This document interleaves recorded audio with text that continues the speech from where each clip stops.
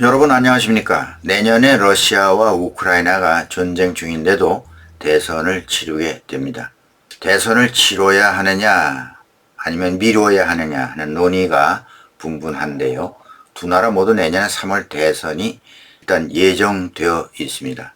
푸틴, 젤렌스키 대통령 두 사람 모두 전시라는 특수 상황 등으로 높은 지지율을 얻고 있지만 상황은 다릅니다. 3년 전 개헌으로 사실상 종신 집권체제를 굳힌 푸틴 대통령은 지난 6월 최측근 예비견이 프리고진 반란 이후 언론 통제를 강화하면서 대선 출마를 공식화한 그런 분위기입니다. 현지 시간 6일 로이터는 복수 소식통을 인용해 푸틴이 대선에 출마하기로 결정하고 캠페인을 준비하고 있다라고 보도했습니다. 반면에 우크라이나는 대선 개최 여부가 관건인데요.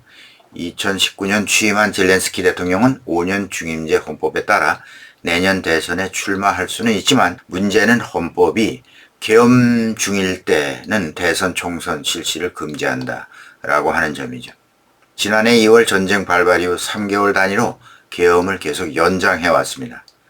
지난달 예정된 총선도 연기됐죠. 계엄을 일시 해제하거나 헌법을 고치면 되겠지만 젤렌스키는 전쟁이 장기화하는 상황에서 국토 수복이 먼저다라는 그런 입장입니다. 젤렌스키 대통령이 이날 텔레그램 동영상에서 전시 상황인 지금 경솔하게 선거 문제를 열어놔하는 것이 아주 무책임하다라는 것을 우리 모두 안다 이렇게 말했습니다. 다만 서방 국가들이 전비와 별도로 선거 비용을 지원하고 전선의 군인들과 해외에 피란가 있는 피난민들의 선거 참여가 보장된다면 선거를 실시할 수 있다 이렇게 밝혔습니다. 침략국인 러시아는 대선 실시 문제에 있어서는 참 여유로운 편입니다. 전쟁이 국지적 소모전 위주로 진치전으로 접어들었기 때문이죠.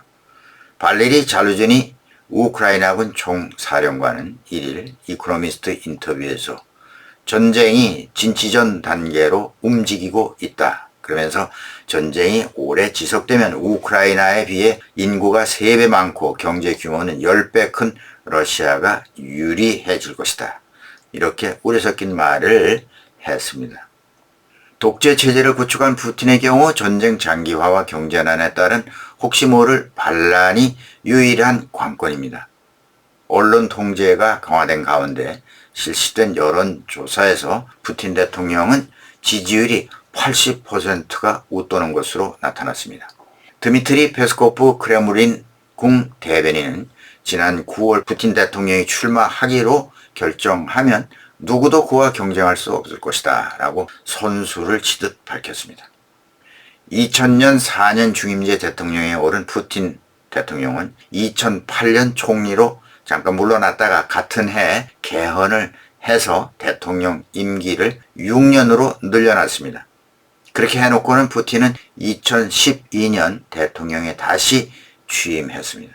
거기서 끝나는 게 아니라 푸틴은 자신의 기존 임기를 백지화하는 내용으로 2020년 개헌을 해서 푸틴이 계속 집권할 경우 만 83세인 2036년 5월까지 집권하는 길을 열어놓았습니다. 젤렌스키 대통령의 경우 경쟁자가 전혀 없다고 보기는 어렵습니다. 앞서 언급한 철의 군인 총사령관 자루지니가 전쟁 이후 국민에게 큰 인기를 얻고 있기 때문입니다. 다만 자루지니가 정치적 야심을 직접 드러낸 적은 없습니다. 그렇지만 그의 속마음은 알 수 없는 일이죠. 더구나 우크라이나는 2004년 오렌지 혁명 이후 민주주의가 그런대로 정착돼 있다는 평가를 받고 있습니다. 미국 등 서방은 그동안 젤렌스키 대통령의 통치 능력을 입증해야 한다. 그러면서 예정대로 대선을 치러라. 대선에 대한 압박을 해왔습니다. 젤렌스키 대통령은 지난 6월 영국 BBC 방송 인터뷰에서 전쟁이 진행되는 동안에는 대선이 불가능하다는 입장을 표명했습니다만 이후 선거 실시를 요구하는 서방의 압박이 높아지면서 그러면 조건부 찬성 의사를 밝히기도 했는데요. 그런 서방 국가들이 전비와 별도로 50억 달러, 약 6조 5천억 원의 선거 비용을 지원하라. 또 전선에 있는 군인들과 해외로 필요한 우크라이나 피난민들이 선거에 참여할 수 있는 길이 보장돼야 한다. 이런 조건을 달았죠. 네, 다음은 우크라이나 전쟁 관련으로 들어갑니다. 미국 정부 바이든 대통령은 의회에 우크라이나를 지원하기 위한 예산 118억 달러, 우리 돈 약 15조 원을 신속히 처리해 줄 것을 촉구했는데요. 늦으면 우크라이나가 위태하다라는 주장을 펴고 있습니다. 제닛 옐런 재무부 장관, 로이드 오스틴 국방장관, 토니 블링컨 국무장관이죠. 서멘사 파워 국제개발처 처장은 현지 시간 7일 상하원의 민주공화 지도부에 공개 서한을 보내서 우크라이나 지원 예산 118억 달러 처리의 중요성을 설명했습니다.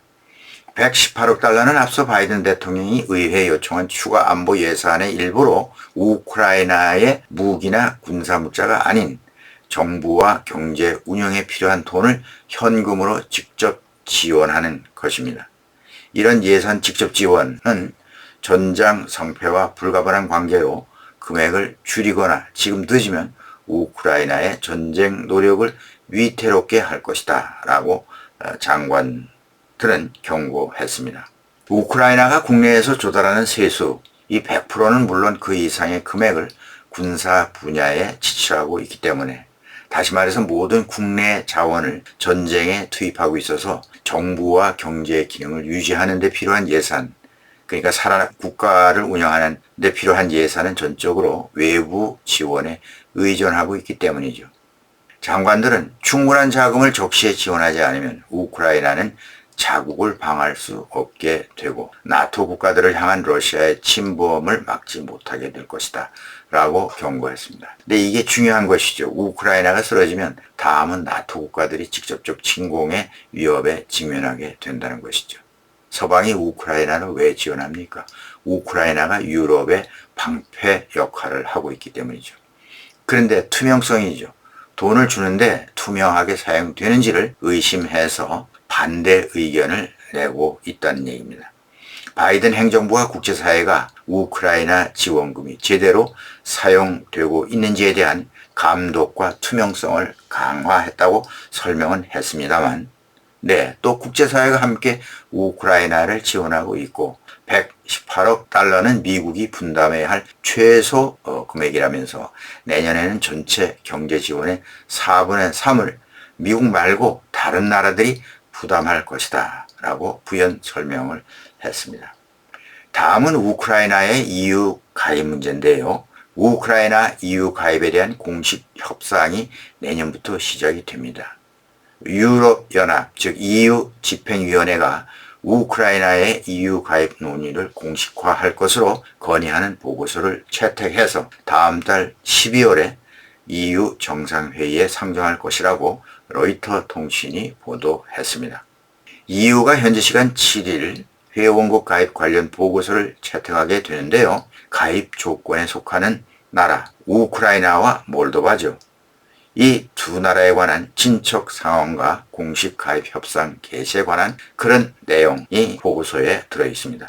이 회원국 가입 협상은 당년에 끝나는 게 아닙니다. 통상 여러 해 소요가 되는데요. 가입 희망국은 방대한 법적 경제적 기준을 충족해야만 하며 전쟁 중인 나라의 가입은 꺼립니다. 그런데 우크라이나의 경우는 상황이 조금 다르죠. 서방의 안보와 직결되니까요. 서방의 단합된 모습을 보여주는 것이 중요하고 또 지정학적 중요성이 높아서 EU 가입 협상을 권고한 것으로 해석이 됩니다. 한 프랑스 외교관은 의견 일치가 확실하며 EU 내에 우크라이나에 대한 지지가 확고하다라고 말했습니다. EU에 가입하려면 EU 회원국 27개국 전체의 동의를 받아야 합니다. 일단은 EU 가입 가능성에 긍정적 시그널이 보이고 있습니다. 앞서 4일 키이우를 방문한 우르줄라 폰테어라인 EU 집행위원장은 우크라이나 개혁에 노력을 기울여 가입 협상 개시를 위한 조건에 90% 이상을 충족했다라고 긍정적인 말을 했습니다. 폰테어라이엔 위원장은 우크라이나가 특히 부패 방지 노력, 로비 관련법 통과, 자산 신고 규칙 강화 등 분야에 있어서 개혁의 성과가 크다 이렇게 말했습니다. 다만 우크라이나는 교육 분야에서 소수 인종의 권리를 보호하기 위한 유럽 인권 감시 기구의 자문기구인 베니스 위원회의 권고사항을 준수할 필요가 있다고 폰테어 라이엔 위원장은 말했습니다. 이것은 무슨 얘기냐 하면요. 우크라이나 내에 헝가리인 대우에 대한 불만을 제기한 것과 관련돼 있습니다. 폰테어 라이엔 위원장은 보로디미르 젤렌스키 우크라이나 대통령과 가진 기자회견에서 당신은 생존을 위한 전쟁을 치르면서 동시에 당신의 나라를 심도 있게 개혁하고 있다. 이렇게 칭찬하면서 추켜 세웠습니다. 그는 우크라이나가 EU 가입을 위한 남은 절차를 곧 마무리할 것으로 확신한다.